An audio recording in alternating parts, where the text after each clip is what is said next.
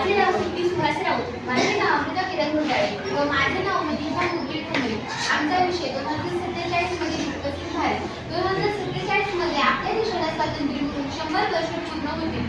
त्यावेळेला भारत खूप प्रगती केलेला असेल. सर्व लोक शिकलेले, निरोगी व आनंदी असतील. प्रत्येक गावात चांगले रस्ते, शाळा, रुग्णालय व स्वच्छ पाणी असेल.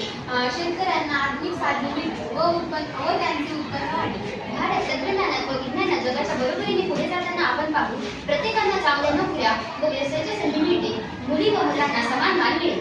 हा विकसित भारत घडवणे आपल्याच हातात आहे. आपण आतापासूनच अभ्यास, शिस्त आणि मेहनत केली तर नक्कीच 2047 मध्ये आपला भारत जगातील सर्वात चांगला देश बनेल. धन्यवाद. नमस्कार, माझे नाव पल्लवी अभयदरे. माझे नाव वैष्णवी नारायण हात. माझे नाव अंजली मारुती गायकवाड. आम्ही 9वीच्या विद्यार्थी.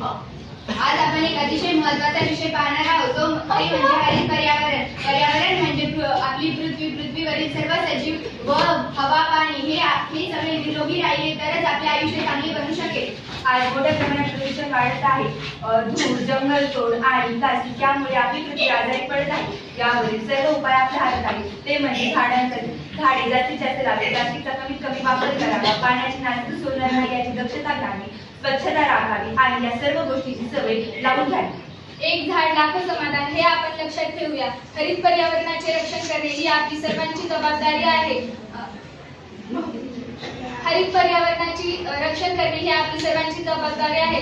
जर आज आपण हरित पर्यावरणाचे रक्षण करू तर भविष्यात नक्कीच आपले भविष्य सुंदर बनेल.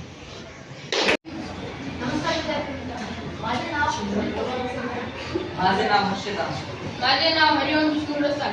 आज आपण तुम्हाला सौर ऊर्जेबद्दल सांगणार आहोत. सूर्याकडून मिळणारी ऊर्जा म्हणजे सौर ऊर्जा. ही ऊर्जा आपण सोलर पॅनलच्या मदतीने विजेत रूपांतर करू शकतो. सौर ऊर्जा वापरल्याने प्रदूषण होत नाही आणि आपले पर्यावरण स्वच्छ राहते. पेट्रोल, डिझेल किंवा कोळसा यांचा वापर कमी होतो. अनेक गावांमध्ये सौर पंप, सौर पाणी तापक आणि सौर विजे यांचा वापर केला आहे.